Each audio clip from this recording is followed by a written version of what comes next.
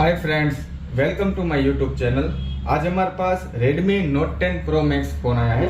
वो completely dead condition में, तो अदर शॉप पे इस पे काम किया हुआ है मेरे को लग रहा है। तो यहाँ पे मैं आपको एक बार कंडीशन इसकी चेक करवा देता हूँ। तो हमने इसको फोन को ओपन करके रखा है। तो अदर शॉप से मेरे पास ये फोन आया है, तो अदर शॉप से टेक्नीशियन भाई ने इसका सीपीयू रिवॉल्व कर दिया है। उसके बाद charging reading 0.1 milliampere consume हो रहा है और डीसी रीडिंग हम चेक करते हैं तो डीसी रीडिंग में 183 तक इसका रीडिंग स्टक हो रहा है। तो इसमें क्या इश्यू हो सकता है, उसने मेरे पास सेंड किया कि इसका डेटा बहुत ही इंपॉर्टेंट है, तो आप कैसे भी करके इसको रिपेयर करने की कोशिश कीजिए और वीडियो बनाए आप, क्योंकि हमको भी देखना है कि आपने इसको कैसे सोल्व किया है।